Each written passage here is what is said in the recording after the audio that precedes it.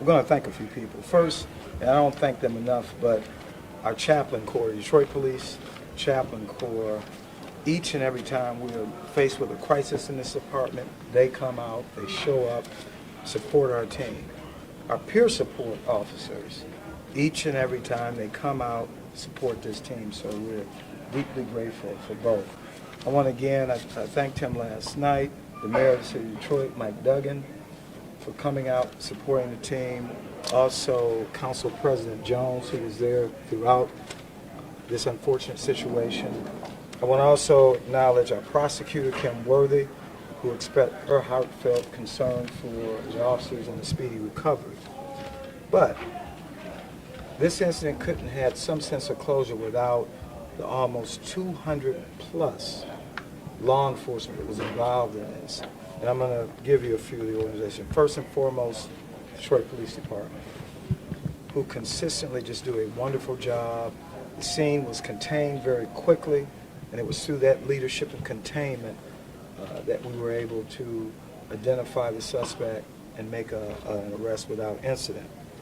I want to also acknowledge DPS, FBI, MSP, MDOC, ATF, Border Patrol, Wayne State Police, who all in different ways assisted us in bringing some closure to this case.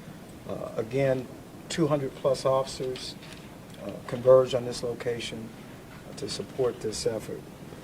So I'm going to open it up for questions because you may want some updates, but I just wanted to go through the whole thing. There was no confession. What's the current condition of the officers and the suspect? Both are still stable. All are stable, in fact. Both officers are still recovering. I plan to go by and meet with them early afternoon. Any idea on motive whatsoever? Not sure about motive. I will say this. This suspect was very violent. Clearly, he was aggressively trying to kill our officers. He quickly, within, I want to say, 2 hours, he had found a place of hiding. He was clearly aware, we believe, that the officers were searching, and it was during that search that, as the officers approached, he, in a second attempt, tried to attack these officers. Fortunately, he was taken into custody without incident. Chief, can you talk about the initial contact? What came about? We understand at first we heard they were investigating Colin Rose's shooting, and then we heard there was just an investigation into some unusual behavior. Yeah, so there was two things going on. Certainly, we have been deployed in that area trying to get information and continue our investigation into the Colin Rose murder. However, that was a part of it. But on last night, the 3rd Precinct has seen a significant increase since the beginning of the year in non-fatal shootings. The commanding officer there believed, and we believe, that it was because of narcotics activity. So the officers were deployed in this specific area addressing narcotic activity. And so when they came across this suspect, he was walking in the roadway, clearly agitated for some apparent reason. There was an exchange with the officers. They got out to investigate further, and that's when it turned bad. Clearly, we know that the suspect armed himself, fired several shots at striking both officers, unprovoked. The dash cam photo that was released, when you compare it with the photos and the video from the surveillance camera from the bus, they do look similar. What have your investigators been able to determine with that? There are some similar characteristics. We certainly are not ruling him out, but I'm not prepared to tell you he is a suspect. At this point, he is not a suspect, but we are certainly looking at that. There's some similarities in terms of appearance, of course, even the manner of attack. We believe, I can tell you preliminarily, that there's some similarities, but I'm not at the place to say that this suspect is the same suspect in the Colin Rose murder. Where are we in terms of testing the gun? It is being tested. We have our evidence in the lab, the Michigan State Police. Our lab has expedited the work that they're doing, but we haven't gotten anything back yet, as you can imagine. What kind of gun is it?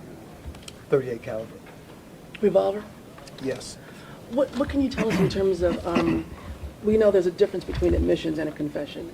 Has the suspect in the shooting last night made any admissions that would lead your investigators to believe there could be a connection to the Colin Rose homicide? As the official police source that I am not going to confirm that, and I'm certainly not going to go into details of this investigation. Again, we still have plenty of work to do. What can you tell us about him? Does he have a criminal record? What have you found out about him in a few short hours? What we do know is 20 years ago, he was charged and convicted of 2 burglaries or B&Es, and he's got, I want to say, 3 years probation. No history of violence, just the property crimes. Mental illness? Right, yeah. That we know I'm of? not in a place to determine nothing whether or documented. not he's suffering from mental illness. There's ballistic testing to see if he could be connected to Colin Rose's homicide. Is there any DNA that could be tested to see if there's a connection as well? We're exploring all the forensic evidence. Again, DNA does take time, and as soon as we know, you will know. Chief, Well, can can you you tell have us, one weapon or two? At this point, one weapon. One weapon. Is a revolver, is that also accurate that the revolver was used in the Colin Rose homicide? I'm not going to go into the details of that. I will say this suspect was very violent. Again, once he shot our officers last night, he continued to make an attempt to engage them as they were trying to gain some form of concealment and cover. And when he left that location just a few short blocks away, again, he was still armed and the weapon was still loaded. So he was prepared to engage the second set of officers. In fact, there were some movements made during that second encounter that suggests he was trying to do just that. However, he was taken into custody without incident. what can you tell us about the officers? Last question. How long they've been on the force? Oh, yes. So, a senior officer, 20-year veteran of Detroit Police Department, assigned to 3rd Precinct Special Operations. His partner, 4 years of service, also assigned to 3rd Precinct Special Operations. Both hard-working officers, well-respected at the 3rd Precinct, well-respected by their command team. Not saying their names or anything like that at this Not point. saying their names at this point. Thank you, Chief. Thank you very much, everybody.